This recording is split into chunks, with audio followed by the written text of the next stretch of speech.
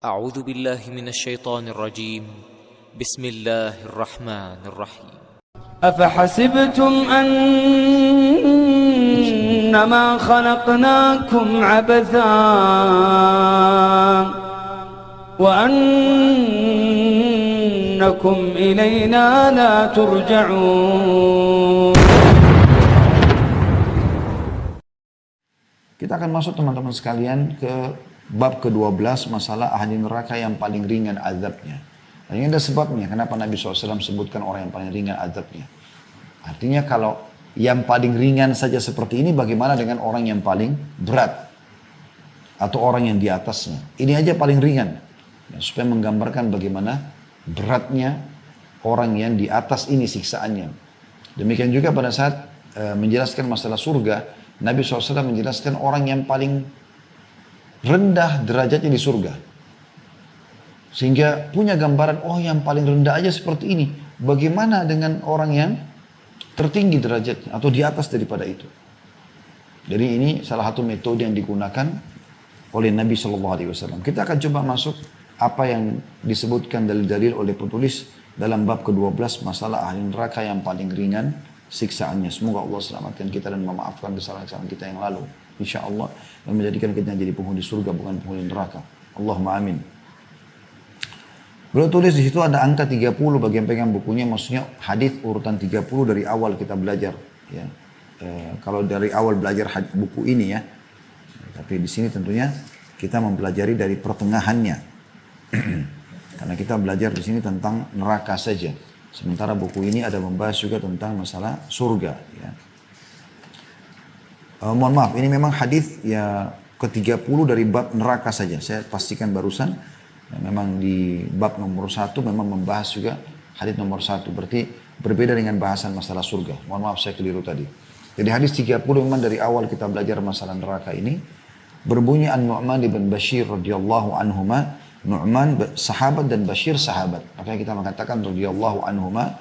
Beliau mengatakan, aku mendengar Rasulullah SAW bersabda, Inna ahwana ahlin nari adaban yawmal qiyamati la rajulun tuda'u fi akhmasi qadamaihi jamrah yagli minha dimaguhu. Artinya, penghuni neraka yang paling ringan azabnya pada hari kiamat ialah, gimana bentuknya? Seseorang yang pada telapak atau tengah telapak kakinya, ya, tengah telapak kaki kita yang agak cekung, itu ditaruh, ya, diletakkan sebuah barah yang mendidihkan otaknya. Jadi kita bisa bayangkan teman-teman sekalian seperti apa bara ini. Ya, kalaupun bara kita taruh di kaki seseorang, maka mungkin dia melalui proses memanasi dulu kulitnya, kemudian hangus kulitnya, kemudian mungkin dagingnya, itu pun kemungkinan besar baranya akan mati, gitu kan. Tapi ini subhanallah berbeda, di neraka berbeda. Begitu satu batu bara yang ditaruh di tengah-tengah telapak kaki, spontanitas pada saat itu mendidih otaknya. Jadi ini bentuk siksaan yang luar biasa. Hadis ini hadis sahih riwayat Bukhari di jilid 11 halaman 417 dan Muslim jilid 3 halaman 85. Juga hadis selanjutnya 31, Abu Sa'id al-Khudri radhiyallahu anhu meriwayatkan sabda Rasulullah SAW, Inna adna an-nari adaban yanta'ilu bina'laini min nari yagli dimaguhu min hararati na'laihi. Ahli neraka yang paling rendah siksanya adalah yang dipakaikan sepasang sandal. Kalau tadi riwayat pertama sebuah batu bara, ya. Kalau ini sandal dipakaikan di kakinya dari api. Sandalnya dari api yang membuat otaknya mendidih karena panasnya kedua sandal tersebut. Hadis riwayat Muslim jilid 3 halaman 85. Jadi hadis ini luar biasa sebenarnya, memberikan gambaran kepada kita bagaimana beratnya siksaan tersebut. Saya berharap teman-teman tidak berpikir seperti sebagian orang. Jadi ada dua hal yang saya lihat ini melalaikan. Yang pertama itu, mereka tidak mau tahu masalah hadis-hadis seperti ini. Dan menganggap ini, nggak mungkin. Gitu kan. Ini kebodohan. Karena ini pasti terjadi. Ini ancaman Allah subhanahu wa ta'ala. Sebagaimana kita bisa hidup di muka bumi ini, kita ada di muka bumi ini, kita bisa bernafas, mata kita bisa melihat, kita bisa merasakan nikmat, dan kita bisa merasakan gangguan atau sakit atau siksaan di dunia ini. Maka begitu juga di akhirat. Ini satu paket, gak bisa dilepaskan. Hidup dan mati satu paket, laki-laki dan perempuan, anak-anak sama orang dewasa, atau masa muda sama masa tua, sakit dan sehat, kenyang dan lapar, ya. Kemudian surga dan neraka, ini semua satu paket. Nggak bisa dilepaskan satu sama yang lain. Makanya Nabi SAW mengingatkan para sahabat dan memberikan keyakinan pada mereka, ini pasti terjadi. Beliau pernah menepuk paha beliau atau paha seorang sahabat di depan lalu mengatakan, demi Allah akan terjadi sebagaimana kau duduk di sini. Artinya apa yang aku sampaikan ini bisa terjadi. Bukan bisa terjadi, memang pasti terjadi. Ada orang yang lalai sama sekali. Ini jangan sampai kita termasuk dalam masalah ini. Tidak pernah mau tahu, bahkan tidak percaya. Yang kedua adalah tahu tapi masa bodoh. Ini masih lebih ringan dari yang pertama, tapi juga ini melalaikan. Dia dengar misalnya, ya sudahlah. Oh iya, ternyata siksaan neraka paling rendah itu adalah orang dikasih sendal dari api neraka. Sudah. Bahkan dia masih seringkali terjerumus dalam perbuatan-perbuatan yang dia tahu ujungnya bisa ke neraka sebenarnya. Karena dia anggap remeh. Ibaratnya seperti orang begini. Orang lagi naik motor, kemudian dia balap-balapan. Dia tahu sebenarnya kalau dia jatuh dia bisa luka, dia bisa patah. Tapi tetap aja dilakukan sama dia. Ini kan aneh gitu. Dia tahu di depan ada lubang atau ada jurang. Kemudian dia coba kaki saya jatuh nggak sih? Terus kemudian kalau saya sudah jatuh baru nyesel. Ini nggak benar. Dosa dan pelanggaran itu untuk dipelajari dan dijauhi, bukan untuk dicoba.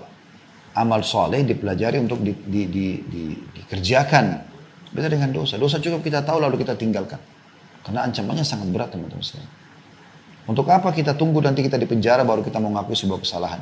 Untuk apa kita nanti digebukin baru kita mau ngakui sebuah kesalahan? Kenapa harus kita lakukan? Kenapa nggak menjadi orang baik saja? Kenapa nggak pada saat kerja di perusahaan atau jadi pemimpin perusahaan menjadi orang baik sekaligus? Udah jadi berprestasi. Kenapa harus ada neko-nekonya? Kenapa menjadi mahasiswa atau mahasiswi di kampus? Kenapa tidak menjadi mahasiswa yang baik saja, yang berakhlak, yang prestasi? Kenapa harus ada neko-nekonya? Harus ada sesuatu yang salah? Nggak apa-apa, nggak remeh. Nanti kalau sudah kena hukuman, kena surat peringatan, atau dipecat, atau misalnya dikeluarkan dari kampus, baru dia mau sadar. Ini keliru. Saya pernah temuin seorang teman dari Afrika. Waktu itu tahun 1998, saya pas tamat, atau kami pas tamat dari kampus Madinah. Saya lagi ngurus-ngurus waktu itu ijazah, kemudian tiket untuk pulang ke Indonesia, dan segala macam urusan di kampus yang kami butuhkan. Saya kemudian dipanggil oleh seorang teman dari Afrika, saya kenal dia. Dia pun harusnya tamat bersama kami di tahun keempat itu. Di tahun keempat kuliah gitu kan. Dia panggil saya pikir dia mau salaman, saya salaman. Terus dia kayak agak sedih. Terus kemudian dia membahasakan ke saya gitu. Dia bilang, Khalid bisa tolong saya gak? Saya bilang, baik silakan. Kalau saya mampu saya akan bantu.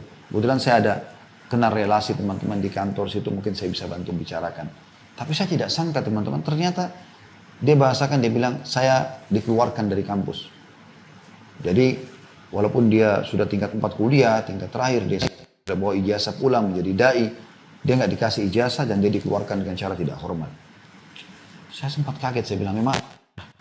Dia bilang, saya kedapatan di kamar saya ada CD dulu, zaman dulu masih CD ya, itu film-film porno.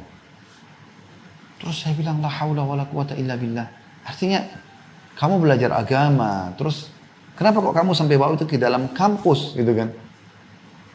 Sampai akhirnya Allah SWT itu pasti sudah lama terjadi, bahkan mungkin dia menyebarkan kerusakan itu kepada orang lain sehingga Allah permalukan dia. Harusnya dia pulang mulia menjadi seorang dai, membawa ilmu, membawa iman, jadi contoh bagi masyarakat. Ini malah dia ketahuan seperti itu dan dalam kampus lagi. Artinya kalau ada orang berbuat dosa di luar asrama, di luar kampus, itu pun tidak boleh sebenarnya. Tapi mungkin dia masih tutupin antara dia sama dirinya, antara dia sama Allah SWT, mungkin dia mungkin. Tapi ini datang membawa, lalu dia taruh di situ sehingga bisa sampai ketahuan. Mungkin bukan mustahil dia kembangkan dengan mengajak teman-temannya, karena Allah Subhanahu Wa Taala itu umumnya tidak langsung menghukum orang di awal pelanggarannya. Anda lihat kalau ada pencuri misalnya, pada saat dia mencuri awal, Allah SWT mungkin tidak langsung hukum dia dengan cara ketangkap, dipotong tangannya. Tapi mungkin dia pada saat itu ketahuan, ada rasa khawatir dia. Tapi syaitan lebih Maksudnya hanya dia mengulangi lagi karena dia anggap, oh awal kan saya cuma kelihatan tapi tidak ketangkap. Dia ulangi lagi. Dan dia ulangi maka Allah buat dia ketangkap tapi mungkin bisa lolos. Tapi karena dia ulangi lagi maka Allah buat dia digebukin oleh masyarakat atau dihukum secara pemerintah setempat. Seperti peringatan Allah itu sudah datang sebelum-sebelumnya. Makanya teman-teman rasa takut pada saat mau berbuat dosa, rasa khawatir ketahuan. Atau misalnya rasa penyesalan setelah melakukan pun, supaya kita kembali kepada Allah SWT. Dan jangan terus-menerus dalam perbuatan yang sama gitu ya. Karena siksaan-siksaan seperti ini teman-teman, saya tidak luangkan waktu di sini ya, meninggalkan keluarga saya duduk untuk ngisi materi. Mungkin teman-teman kameramen pun menyiapkan ini meluangkan waktu sebagai jam kerja. Mungkin teman-teman juga di Japnas lagi sibuk pada bisnisnya masing-masing. Mungkin ada lagi di jalan, mungkin ada lagi di kantor. Mungkin teman-teman yang ikut di masjid juga lagi pada waktu-waktu ini. Waktu-waktu orang lagi pulang kantor, lagi bekerja, lagi mau bersih-bersih. Tapi kita bisa luangkan waktu untuk belajar. Ini semua teman-teman bukan hanya untuk berdongeng di sini. Hanya untuk sekedar, oh ini testimoni, tes doang, enak gak sih ikut pengajian ini? Atau seremoni meramaikan. Bukan itu teman-teman. Tidak usah lihat saya menyampaikan, tapi apa yang disampaikan. Saya pun mengambil pelajaran dari apa yang saya sampaikan ini teman-teman sekalian. Tapi setiap peringatan datang dari Allah SWT, Allah memudahkan dari lisan seseorang. Mungkin orang itu seorang ustadz atau mungkin seorang teman kita, bahkan mungkin kadang-kadang dari anak kita keluar peringatan tersebut atau mungkin dari pasangan kita. Kita tinggal lihat apakah yang disampaikan benar atau salah. Kalau benar maka kita terima. Seperti itulah. Jadi ini jangan hanya lewat begitu saja dalilnya. Sayang sekali. Betul teman-teman, kalau kita bayangkan sendal dari api, kemudian kita dipaksa pakai, mau nggak mau kita nggak bisa. Karena di neraka itu orang nggak bisa punya pilihan. Harus ikut. Dibelenggu, ya, lehernya dibelenggu, kemudian kakinya dibelenggu. Lalu apapun yang akan datang sisa badannya dia tidak bisa nolak. Kita sudah jelaskan di makanan dan minuman ahli neraka bagaimana mereka dipaksa minum darah dan nanah, air mendidih. Mereka nggak bisa nolak, mulut mereka terbuka sendiri, dituangkan. Beratnya itu teman-teman. Kalau paksa di dunia kita masih bisa nolak segala macam walaupun mungkin sampai kita dipaksa lama baru bisa. Di neraka nggak begitu, mulutnya terbuka sendiri. Uang mau nggak mau azab tersebut sama dengan digunakan 2 sandal dari api neraka ini. Mau nggak mau, tak itu langsung mendidih otaknya. Ini bukan main-main teman-teman. Anda pernah rasakan demam? Anda pernah rasakan meriang? Itu masih sebagian kecil dibandingkan apa yang sedang dibahas ini. Otaknya mendidih, tapi dalam kondisi tidak mati teman-teman sekalian. Makanya Allah Subhanahu wa taala menjelaskan dalam Al-Qur'an la yadzuqunal mauta illa mautatal ula. Mereka tidak akan merasakan kematian kecuali kematian yang satu saja. Dan ahli neraka yang pada saat kita meninggalkan dunia menuju ke alam barzah ya. Dan ahli neraka itu teman-teman berharap mereka bisa mati di neraka, tapi tidak bisa. Mereka berharap dan Allah kekalkan dalam firman-Nya tentang perkataan mereka. Ya laitaha kanatil qadiyah. Mereka berharap mati itu yang pertama di dunia sudah cukup, tidak ada pembangkitan lagi. Tapi ternyata nggak seperti itu. Justru kematian pintu yang akan menuju kepada kehidupan abadi. Apakah nikmat di surga dan semoga kita termasuk insya Allah dalamnya, atau neraka yang abadi bagi orang kafir, musyrik, dan orang munafik selamanya dalam siksaan. Ini luar biasa. Di penjara saja teman-teman sekalian, penjara dunia, orang masuk dalam penjara, ditahan sama pintu besi, digembok, nama kita disebut-sebut orang, kita duduk di situ susah, jauh dari keluarga, jauh dari anak, jauh dari pekerjaan, jauh dari udara segar, pakaian susah juga, pakaian bekas, kita harus pakai baju tahanan, kemudian kalau cuci baju sendiri, makan juga pas-pasan, dapat ya ada apa dihidangkan harus kita makan. Ini semua kenapa? Kenapa membuat pelanggaran kan? Hanya masuk semua itu. Itu saya begitu. Di akhirat lebih berat daripada itu loh teman-teman sekalian. Kalau dunia saja Anda harus engah, cerdas. Oh penjara nggak enak loh. Supaya jangan masuk ke sana dan jangan buat perbuatan yang bisa mengarah ke sana. Selesai. Apalagi neraka yang lebih berat daripada itu. Jadi nggak perlu. Kecuali saya pernah bahasakan teman-teman, orang beriman ini, orang soleh ini susah hidupnya. Jadi diberikan hawa nafsu makan tapi nggak boleh makan daging, nggak boleh makan yang manis-manis, nggak boleh semua. Pokoknya orang beriman harus mati kelaparan. Mungkin Anda wajar tidak jadi orang beriman. Enggak kok disuruh boleh makan, tapi yang penting halal. Dan semua halal nikmati, banyak makanan halal, yang haram sedikit kok. Kan begitu. Kita diberikan hawa nafsu biologis, karena dengan itu populasi manusia ada. Tapi Allah kan kasih kita menikah. Silahkan, mau punya keturunan banyak, pahalanya banyak. Biologis berulang-ulang, pahalanya banyak. Terus zinanya gitu kan. Semua teman-teman sekalian adalah jelas gambarnya dalam syariat kita dan harusnya kita ikuti. Tentu kita mohon kepada Allah SWT, kalau ada yang pernah melakukannya di masa lalu, Allah maafkan. Kita selalu saling mendoakan agar Allah SWT maafkan, bersihkan, dan Allah ganti dosa kita menjadi pahala. Sehingga mulai detik ini ke depannya kita menjadi orang lebih baik dari sebelumnya. Dan jangan sekali lagi dianggap remeh hal-hal yang seperti ini teman-teman sekalian. Hadis nomor 32 dari awal kita belajar di bab neraka ini.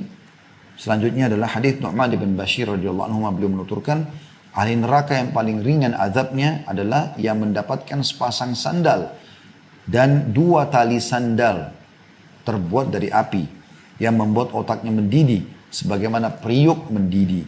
Ia tidak melihat bahwa ada seorang pun yang lebih keras siksanya darinya, padahal sungguhnya ia adalah orang yang paling ringan azabnya. Hadis ini riwayat Muslim, jadi 3 halaman 86. Jadi ini penyampaian lebih rinci lagi dari sahabat Nabi yang mulia Nu'man bin Bashir radhiyallahu anhu. Dia dan ayahnya sahabat. Di sini lebih dirincikan bahwasanya yang diberikan adalah sandal, dan zaman dulu tuh sandal itu terdiri dari kulit yang keras, ya, bagian bawah, kemudian sisanya itu dililit dengan tali sampai ke betis, ya. Makanya di sini dibahasakan sandal dan talinya, gitu kan. Sekarang kan sudah banyak sandal yang mungkin sepatu dan segala macam, ya. Atau kita bisa bahasakan sepatu sandal, bisa tunda, itu semua tetap saja bisa bermakna yang sama. Artinya dia akan diberikan intinya alas kaki, yang alas kakinya itu akan membakar otaknya. Dan perhatikan di sini kata beliau, ya, dan dia pada saat disiksa karena otaknya mendidih seperti periuk, ya, panasnya dan sakitnya luar biasa, ya. Kita sakit kepala saja sudah luar biasa sakitnya, bagaimana dengan otak yang mendidih. Dan dia karena sakitnya di sini dikatakan dia mengira dirinya adalah orang ahli neraka yang paling berat siksanya, padahal itu yang paling ringan. Bagaimana orang yang level setelahnya mungkin ditempelkan, ya, lempengan api di tubuhnya sehingga kulitnya disetrika seperti dalam ayat Al-Quran yang disebutkan, dahinya, punggungnya itu ditempelkan dengan lempengan api yang panas. Ada sisi yang lain banyak sekali pukulan-pukulan yang menggunakan besi-besi, ya. Nanti akan ada banyak, setelah ini ada bab 13 tentang tingkatan-tingkatan azab. Memang akan ada tingkatan-tingkatan, level-levelnya diberikan sesuai dengan kadar perbuatan dan pelanggaran-pelanggaran mereka. Tapi ini yang paling ringan. Salah satu orang yang disiksa dengan pola ini adalah paman Nabi SAW sendiri, yaitu Abu Talib. Orang yang sempat didakwahi oleh Nabi SAW sekian tahun, tapi belum mau ikut ajaran beliau walaupun beliau membela Nabi SAW. Kemudian di akhir hidupnya tidak mau mengucapkan syahadat untuk masuk Islam. Dinukil oleh ponakan Abu Talib sendiri, Ibnu Abbas, Abdullah bin Abbas, radhiyallahu anhu, Abbas saudaranya Abu Talib, meriwayatkan sabda Rasulullah SAW, ahwanu ahlin nari adzaban Abu Talibin, wa huwa munta'ilun bina'laini yagli minhuma dimagu. Ahli neraka yang paling ringan azabnya adalah Abu Talib, paman Nabi SAW. Ia dipakaikan sepasang sandal yang membuat otaknya mendidih. Hadis sahih riwayat Muslim, jadi 3 halaman 85. Dan ini menandakan teman-teman sekalian, walaupun orang punya hubungan kekerabatan dengan Nabi SAW, kalau dia tidak beriman kepada Allah, maka tidak akan bermanfaat hal tersebut. Makanya Nabi SAW pernah naik ke Bukit Abi Kubais, kemudian mendakwahi orang-orang Quraisy, mendakwahi mereka baik yang punya hubungan kekerabatan jauh ataupun dekat. Beliau panggil mereka, wahai Bani Adi, ya, wahai dipanggil wahai Bani Hashim, wahai Bani Muttalib. Kemudian beliau memanggil wahai Fatimah. Jadi yang umum juga dipanggil, yang terdekat juga dipanggil. Untuk selamatkan kalian dari api neraka. Karena aku tidak bisa menolong kalian. Aku hanya menyambung hubungan dengan kalian yang telah Allah bukakan manusia kekerabatan. Kalau kalian tidak beramal, maka tidak akan pernah bisa aku menolongnya. Jadi harus hati-hati teman-teman. Kalau ada keturunan Nabi SAW yang menjaga ibadahnya kepada Allah, tentu lebih mulia di sisi Allah SWT. Jelas karena punya hubungan kekerabatan dengan Nabi SAW. Tapi kalau ada di antara mereka yang lalai, maka tidak akan pernah luput juga dari azab Allah kalau mereka kufur kepada Allah Subhanahu wa taala ataupun melakukan pelanggaran yang melampaui besar, ya, atau sangat besar sehingga ia membuat dia tidak bisa terselamatkan. Kita lanjutkan dengan bab ke-13, masalah tingkatan-tingkatan azab. Seperti apa sih Allah SWT menggambarkan tentang adanya beberapa tingkatan siksaan. Penulis mengangkat dalil pertama surah Shad ayat 61. Yang berbunyi, A'udzubillahi minasyaitonirrajim. Qalu rabbana man qaddama lana hadza fajidhu adaban dhi'fan finnar. Mereka berkata lagi, ya Rabb kami, barang siapa yang menjerumuskan kami ke dalam adab ini, maka tambahkanlah adab kepadanya dengan berlipat ganda di dalam neraka.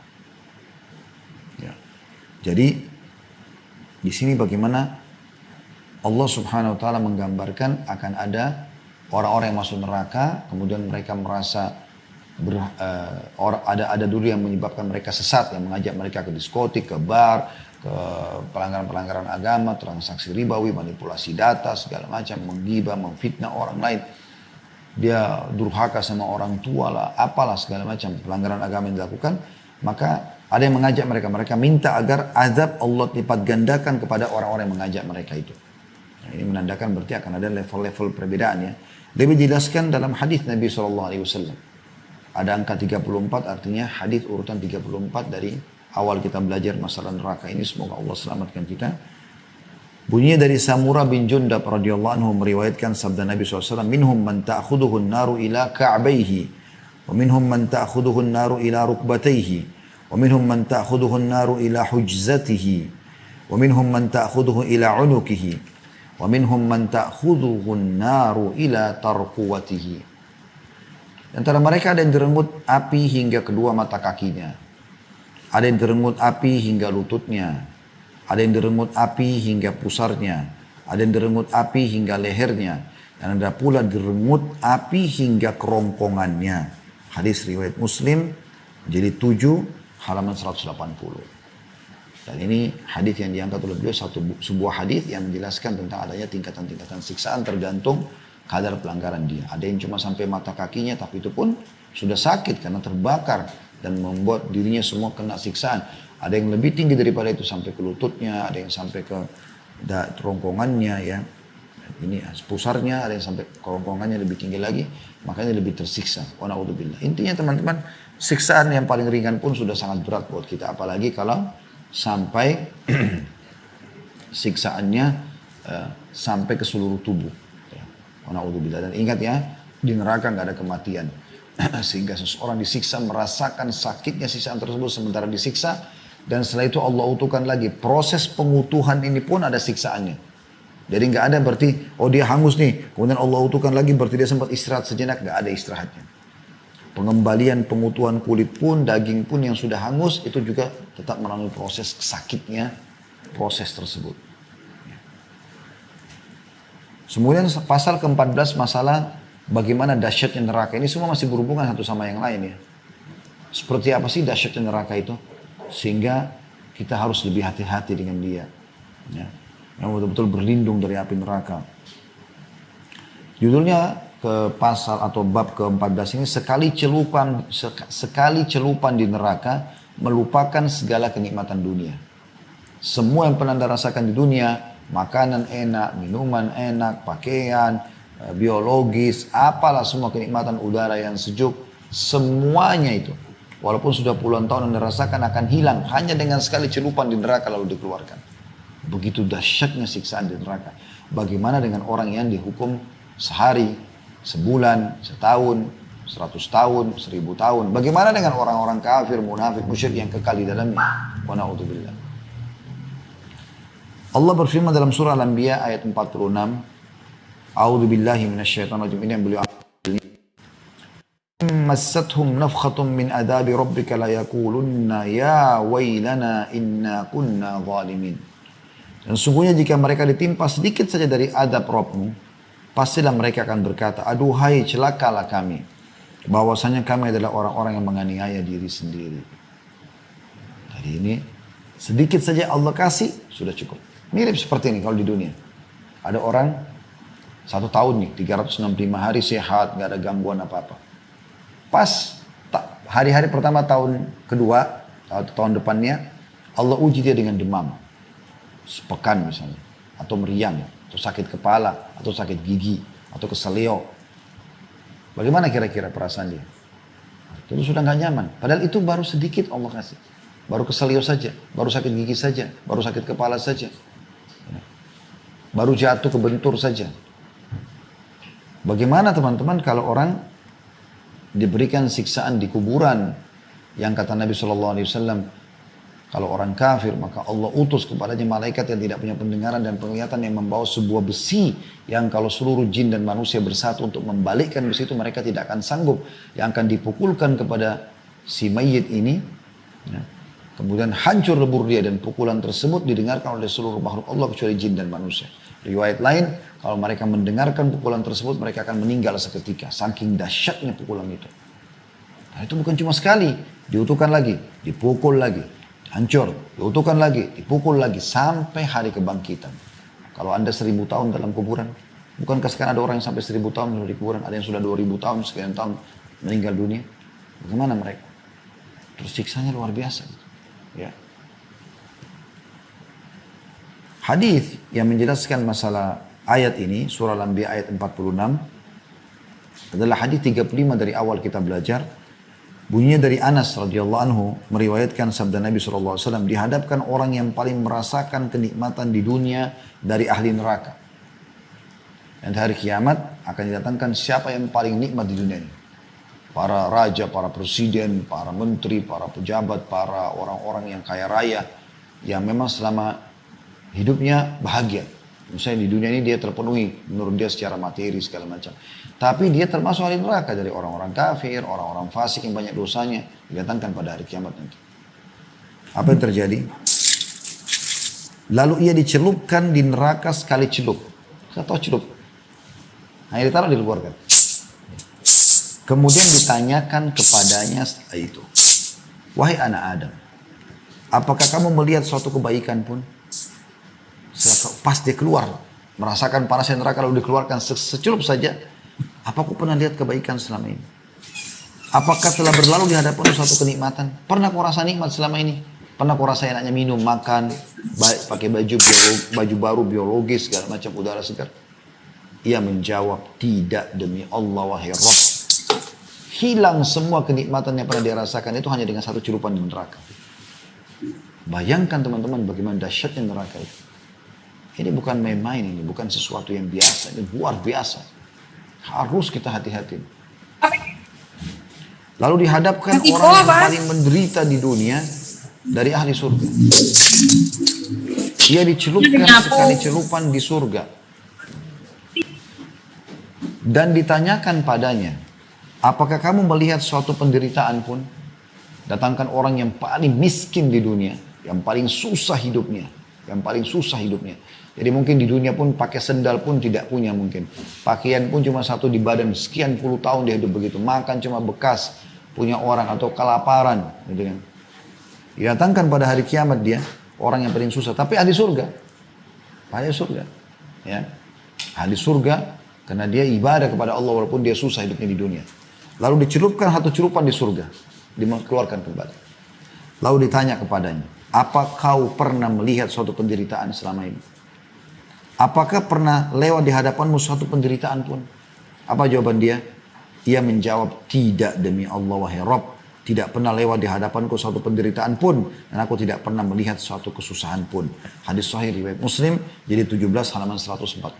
Anda bayangkan, nikmatnya surga yang luar biasa. Sampai-sampai orang yang paling menderita puluhan tahun di dunia pun miskin dicelupkan, kemudian dikeluarkan.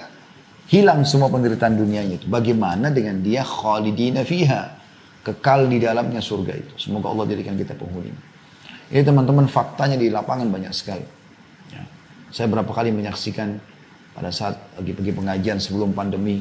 Kalau naik motor atau naik mobil, azan kami mampir di masjid sholat. Berapa orang yang sholat? Dan umumnya subhanallah orang yang sholat itu orang susah. Penjual bakso, penjual gorengan, orang-orang pegawai-pegawai buruh kasar, lagi mampir sholat.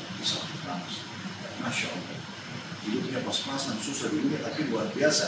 Mereka tetap menjaga hubungan dengan Allah Subhanahu wa Ta'ala. Yang naik mobil Alphard, yang Ferrari, yang mobil Mercy, lewat azan kayak tidak dengar, lewat saja. Bagaimana tidak nyata depan mata kita hadis ini? Artinya mereka semua yang nanti itu di dunia mereka menderita, susah, kadang-kadang mereka habis sholat nggak tahu mau makan di mana, nggak tahu mau kerja di mana lagi. Saya berapa kali temukan orang begitu sampai ketemu ngobrol, Pak, saya cuma butuh uang transport, saya mau pulang ke kampung saya mau cari kerja di Jakarta, nggak ketemu. Saya pernah temuin juga orang mau silaturahim keluarganya, anaknya cari anaknya atau cari saudaranya, nggak ketemu juga. Ada orang yang mau hidup susah, mau ngontrak susah, mau makan susah. Mereka susah di dunia. Tapi subhanallah jaga hubungan dengan Allah SWT. Orang-orang seperti ini seperti dijanjikan dalam hadis. Mereka akan dicelupkan pada hari kiamat di surga lalu dikeluarkan, ditanya, pernah kau menderita pas selama ini? Langsung jawabannya, tidak demi Allah. Pakai sumpah sama Allah karena memang hilang semuanya. Dan orang-orang yang selama ini selalu nikmat di dunia, pakai kendaraan mewah, segala macam, tapi tidak pernah ingat Allah. Tentu kalau dia orang kalau ingat Allah luar biasa itu. Allah SWT sudah berikan dia puncak nikmatnya. Ya, teman-teman di Japnas ini sudah Allah bukain jaringan bisnisnya dan segala macam. Ya, Anda sudah punya mobil mewah, sudah punya rumah bagus. Jangan haramkan diri dari sholat di masjid dekat rumah. Bangun masjid di komplek Anda. Sholat, bangun masjid. Ajak orang lain beribadah. Bagi-bagi Al-Quran. Sedekah kepada orang-orang miskin. Bagi pakaian. Sekarang lagi banyak banjir, longsor. Bantu mereka. Bantu kesempatan emas. Cari pahala, gunakan untuk akhirat Anda gitu.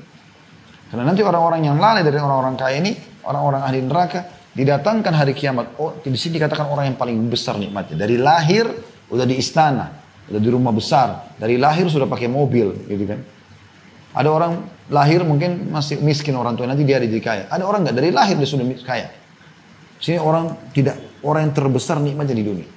Jalan di atas karpet, anak-anak raja, anak-anak orang-orang yang terkenal, orang kaya. Perusahaan orang tuanya banyak, warisan banyak. Makan apa saja langsung tinggal minta. Semuanya dia tahu nama-nama kota, desa-desa di dunia ini karena pernah didatangin. Semua jenis pesawat pernah dinaikin. Semua fasilitas pernah dicoba. Semua pakainya bermerek. Tapi ahli neraka. Dicelupkan satu neraka, satu cobaan neraka dikeluarin. Pernah kau rasakan nikmat Dia jawab, tidak demi Allah. Hilang semua itu hanya dengan satu cobaan. Bagaimana dengan dia ditaruh disiksa dan setiap siksaannya sakit lalu diutuhkan terus, apalagi kalau kafir, munafik dan musyrik, khalidina fiha, kekal selama. Orang muslim yang saja suatul mukminin, ya, orang mukmin yang masih punya dosa yang masih dibersihkan dulu neraka itu sudah tersiksa, apalagi orang-orang yang kafir yang abadi. Ya, makanya teman-teman yang masih punya keluarga yang non muslim, dakwahi mereka, doakan mereka supaya mereka sebelum meninggal sempat syahadat, lolos. Ya. Kita tutup teman-teman. Setelah ini insya Allah kita buka pertanyaan tentang bab ke-15 ya. Yaitu tangisan dan jeritan ahli neraka. Jadi mereka ini juga menangis teman-teman sekalian. Mereka menjerit ya. Mereka kesakitan. Dan karena di buku kita ini tidak disebutkan, tidak ditulis ayat Al-Qur'annya, kita akan coba buka di surah Fatir ayat 36 sampai 37. A'udzubillahi minasyaitonirrajim, bunyinya walladzina kafaru lahum naru jahannam la yuqda alaihim fayamutu wa la yukhaffafu anhum min azabiha kadzalika najzi kulla kafur. Tolong teman-teman buka aplikasi Al-Qur'annya, ikutin, tadabburi ayat ini. Perhatikan apa firman Allah turun dari 1400 tahun yang lalu dan akan kekal ditelawakan orang beriman dan pasti benar sampai hari kiamat nanti. Allah berfirman surah Fatir, surah nomor 35 ayat 36. Terjemahannya, dan orang-orang kafir bagi mereka neraka jahanam, mereka tidak dibinasakan sehingga mereka mati dan tidak pula diringankan dari mereka azabnya. Jadi mereka tidak akan pernah mati selamanya dalam siksaan tersebut. Tidak kenal waktu. Kalau kita di dunia, waktu dunia, pagi, siang, sore, malam, semua siksaan. Semuanya azab. Tidak akan pernah dia lihat nikmat sedikit pun. Wa na'udzubillah. Jadi mereka tidak binasa, karena orang mati kan kalau orang digebukin, sakit. Pada saat dia mati, orang sudah tinggalkan, karena orang tahu tidak akan rasa sakit. Tapi ini nggak ada. Dan tidak akan pernah diringankan dari mereka azabnya, walaupun sesaat aja enggak. Sedetik aja enggak, siksa terus. Demikianlah kami membalas setiap orang yang sangat kafir. Sampai padanya ayat-ayat Al-Quran, didakwai tentang Islam, malah ikut-ikutan menyerang Islam, membenci kaum muslimin. La hawla wa la quwata illa billah. Perhatikan ayat 37-nya apa yang Allah katakan. Mereka menyesal, mereka akan nangis-nangis. Dan tangisan ini bukan tangisan biasa teman-teman. Anda pernah lihat orang yang nangis terisak-isak? Sehingga mereka tuh kayak orang yang, kayak kita sendiri prihatin lihat dia. Ini lebih dahsyat daripada itu. Anda akan saksikan di neraka atau di gambarannya sih, mudah-mudahan kita tidak menyaksikan itu ya. Jadi di sana tuh sampai keluar darah pengganti daripada air mata mereka. Perhatikan, kita akan baca nanti tafsirnya dari dalam hadis Fatir ayat 36, tapi kita baca dulu ayat 37-nya ya. Bunyinya wahum yastarikhuna fiha rabbana akhrijna na'mal salihan ghairal ladzi kunna na'mal awalam nu'ammirkum ma yatadhakkaru fi man tadhakkara wa ja'akumun nadhir fadhuku fama lidh-dhalimina min nasir. Dan mereka berteriak-teriak di neraka itu sambil mereka berkata, ya Tuhan kami, Allah sudah kasih bocorannya teman-teman sekalian. Anda dengar dengan telinga Anda pada kesempatan ini. Anda bisa renungi dengan hati Anda dan hati-hati. Allah sudah sampaikan, jangan lihat saya menyampaikan, tapi bagaimana Allah sampaikan kepada Anda dengan hikmahnya dan takdirnya pada sore ini kepada Anda. Perhatikan. Dan mereka berteriak, jangan menjadi mereka ini. Di dalam neraka itu sambil mereka mengatakan, ya Tuhan kami, keluarkanlah kami.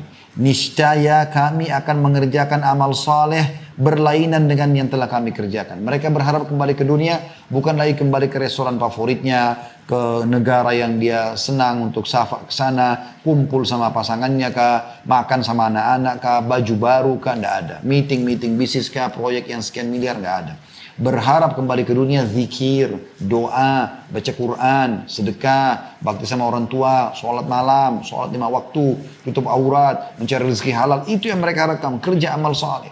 Keluarkan kami dari neraka ini ya Rabb. Kami hanya mau itu saja. Kami mau beramal saleh. Yang kami tinggalkan dulu.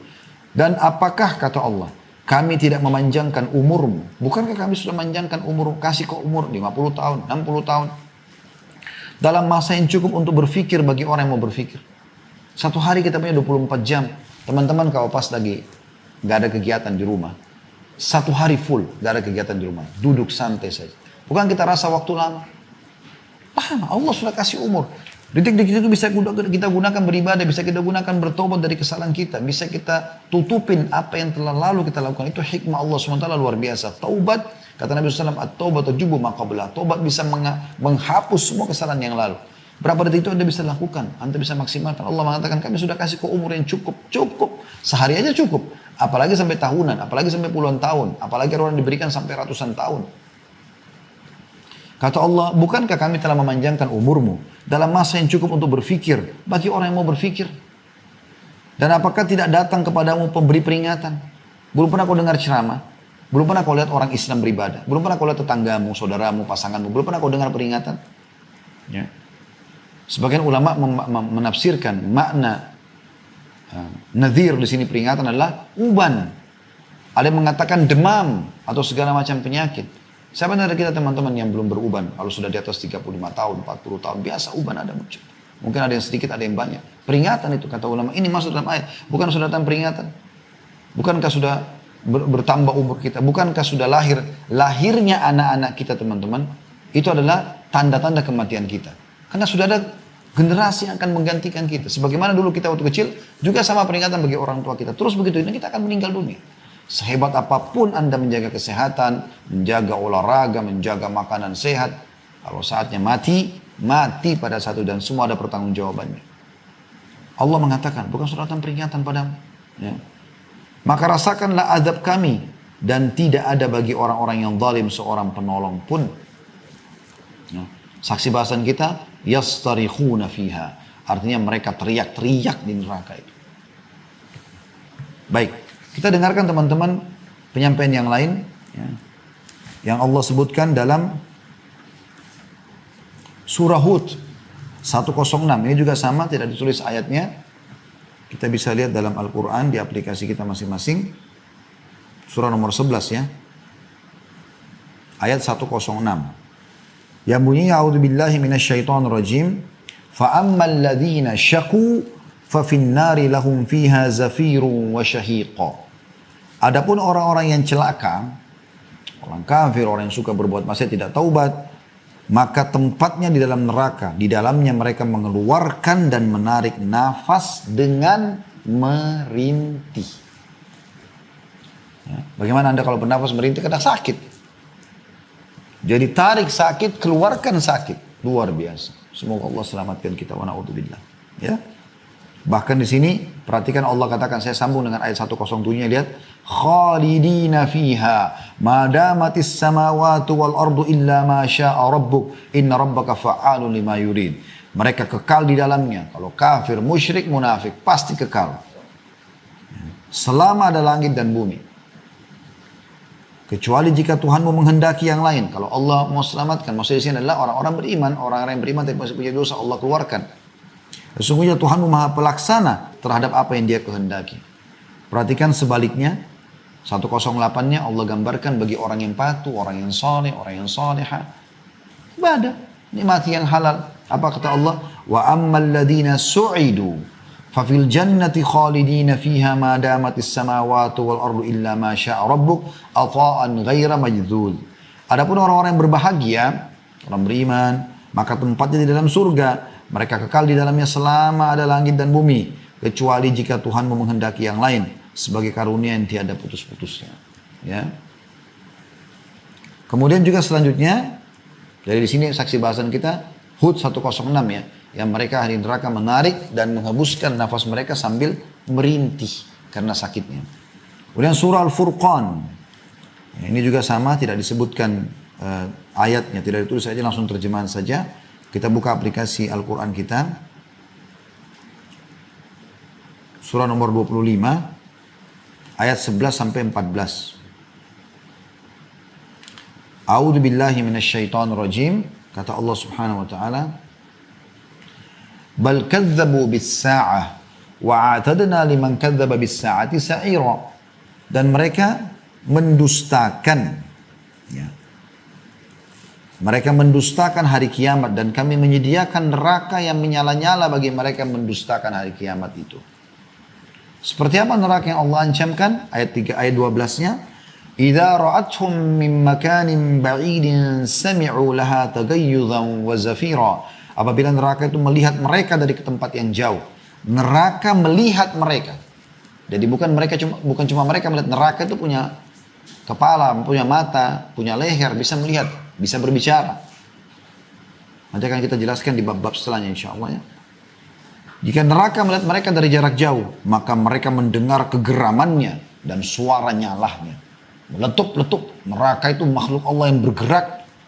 Makanya dikatakan dalam hadis, neraka akan ditarik oleh 70.000 malaikat, akan diikat dengan 70.000 rantai, di setiap rantai ada 70.000 malaikat yang menariknya. Jadi 4,9 miliar malaikat menarik neraka itu bergerak. Api yang luar biasa, bukan seperti penjara kita yang cuma 1 hektar, 2 hektar, ini bangunan raksasa yang sangat besar. Lebih dari setengah penduduk bumi sekarang menarik satu bangunan. Bagaimana besarnya itu? Kemudian ayat 13-nya Allah mengatakan, wa idza ulqu minha makanan dayyikan muqarranina da'u hunalika thubura. Maka apabila mereka dilemparkan ke dalam tempat yang sempit di neraka itu dengan dibelenggu, ingat tadi belenggu ya, dan mereka diikat, mereka tidak bisa leluasa buat berbuat apa-apa. Leher, kedua tangan, kedua kaki, lalu mereka di sana mengharapkan kebinasaan. Mereka berharap mati pada saat itu karena siksanya yang luar biasa. Lalu ayat 14-nya Allah mengatakan, la tad'ul yawma thuburan wahidan wad'u thuburan katsira. Maka dikatakan pada mereka, jangan kalian berharap suatu kebinasaan, jangan cuma minta ya Allah matikan kami, jangan cuma itu saja, tapi berharaplah kebinasaan yang banyak karena tidak akan datang kepada kalian itu. Saya sambung sedikit dengan ayat 15 dan 16-nya supaya kita lihat perbandingannya dengan surga. Apa kata Allah sebaliknya kalau orang patuh? Hanya jadi orang baik teman-teman sekalian, jadi orang saleh dan salihah saja. Patuh pada Allah, nikmati yang halal. Qul, kata Allah, ayat 15-nya, Qul, adzanika khairun am jannatul khuldi allati u'idal muttaqun kanat lahum jazaa'an wa masira. Katakan hai Muhammad kepada mereka, apakah azab yang demikian tadi itu lebih baik atau surga yang kekal yang telah dijanjikan kepada orang-orang yang bertakwa? Dia menjadi balasan, maksudnya surga. Surga menjadi balasan dan tempat kembali bagi mereka. Ayat 16-nya, lahum fiha ma yasha'una khalidin kana 'ala rabbika wa'dan mas'ula. Bagi mereka ahli surga itu di dalam surga apa yang mereka kehendaki, semua yang mereka minta dikasih. Sedangkan mereka kekal di dalamnya. Hal itu adalah janji dari Tuhanmu yang patut dimohonkan kepadanya. Ini luar biasa. Kita dengarkan teman-teman bagaimana hadis-hadis Nabi SAW menjabarkan tentang jeritan-jeritan dan tangisan ahli neraka ini. Hadis nomor 36 dari awal kita belajar, Abdullah bin Amr radhiyallahu anhu menuturkan ahli neraka memanggil malaikat, tapi mereka tidak memenuhi panggilan mereka selama 40 tahun. Jadi mereka panggil-panggil, wahai penjaga malaikat, ada Malik, ada nama-nama mereka, julukan mereka ya. Mereka panggil, minta tolong supaya dijawab. Ya. Mereka panggil malaikat penjaga neraka selama 40 tahun. Tapi malaikat tidak menjawab mereka. Dan malaikat mengatakan setelah 40 tahun disiksa, sesungguhnya kalian menetap di dalamnya. Percuma, nggak usah aja ngomong kami, kalian akan kekal di sini. Kemudian mereka memanggil Rabb mereka. Lalu mereka kembali memanggil Tuhan Allah Subhanahu Wa Taala. Tuhan yang Maha Pemurah pun akan murka pada mereka karena selama di dunia mereka kafir, sibuk dengan dukun-dukunnya, penyihir, ya, sibuk dengan dosa-dosanya, terus-menerus dengan kekafirannya, dengan kemunafikannya, membenci kaum muslimin, terus. Maka mereka panggil Tuhan mereka. Allah gambarkan dalam Al-Quran dalam surah Al-Mu'minun 107. Mereka mengatakan, Rabbana akhrijna minha fa'in udna fa'inna zalimun. Wahai Tuhan kami, keluarkanlah kami darinya, dari api neraka. Dan kembalikan kami ke dunia. Maka jika kami kembali juga pada kekafiran, sesungguhnya kami adalah orang-orang zalim. Kami orang bodoh kalau kami kembali kepada kekafiran. Apa yang terjadi? Kata Nabi SAW, Dia Allah tidak menjawab mereka selama umurnya dunia. Dunia berapa miliar tahun? Kita tidak tahu. Karena Nabi Adam AS termasuk makhluk terakhir yang Allah turunkan di muka bumi. Sebelum kita sudah ada hewan-hewan, sudah ada tumbuh-tumbuhan, sudah ada air, sudah ada semuanya, sudah ada jin. Makanya waktu Nabi Adam diciptakan, iblis sudah ada kan? Sudah ada penghuni bumi ini. Allahu alam sudah berapa miliar tahun mereka hidup sebelumnya. Kita tidak tahu. Tapi Allah tidak menjawab seumur dunia itu. Tadi kalau malaikat cuma 40 tahun, itu pun sudah susahnya luar biasa. Setelah seumur dunia pun baru Allah menjawab. Apa yang Allah jawab? Surah Al-Mu'minun 108 lanjutannya. Qala khsa'u fiha wa la tukallimun. Tinggallah dengan hina di dalamnya dan jangan kamu berbicara dengan aku. La ilaha illallah. Sadar teman-teman, sadar. Jangan ditunda-tunda taubatnya. Kemudian kata Nabi SAW masih berlanjut hadisnya. Kemudian kaum itu berputus asa. Para penghuni neraka putus asa karena sudah tidak bisa lagi. Siapa lagi yang mereka mau panggil? Malaikat tidak mau mohon kepada Allah. Allah pun akhirnya menolak setelah sekian miliar tahun itu. Tidak menjawab mereka. Tidak ada yang bisa dilakukan kecuali mengeluarkan nafas dan menariknya dengan merintih. Suara mereka menyerupai suara keledai. Mula-mulanya mengeluarkan nafas dan akhirnya menarik dengan merintih. Hadis diriwayatkan At-Tabarani dan para perawinya semuanya hujjah dalam As-Sahih. Sebagaimana disebutkan Al-Mudhi dalam kitab Targhib di jilid 6 halaman 265. Artinya hadis ini hadis sahih. Ya. Bayangkan teman-teman, luar biasa ini. Renungi baik-baik. Jangan ilmu kita belajar lalu masuk keluar telinga kiri, keluar telinga kanan. Ini bahaya sekali, ancamannya berat. Ya. Jadi orang baik, cari yang halal. Selalu yang halal, selalu yang baik, selalu perintah Allah. Sibuk dari amal soleh ke amal soleh yang lain. Hadis 37 dari awal kita belajar masih berlanjut. Abdullah bin Qais radhiyallahu anhu meriwayatkan Rasulullah SAW bersabda, Inna ahlan nari la yabkun hatta law ujriyat sufunu fi dumu'ihim la jarat wa innahum la yabkuna dama yakni makanad dam'i. Ahli neraka kata Nabi SAW benar-benar menangis. Menangis bukan bahagia, sedih. Sehingga seandainya perahu dijalankan pada air mata mereka, niscaya bisa berjalan. Sesungguhnya mereka menangis darah, yakni tempat keluarnya air mata. Hadis sahih diriwayatkan Hakim dan disetujui oleh Az-Zahabi dan disahihkan oleh Albani dalam silsilah hadis sahihah nomor 1679. Dan ini akhir bahasan kita pada sore ini teman-teman sekalian. Intinya semoga Allah Subhanahu Wa Taala menyelamatkan kita dari siksa api neraka dan jangan dianggap remeh tentang masalah seperti ini karena ini adalah sesuatu yang berat.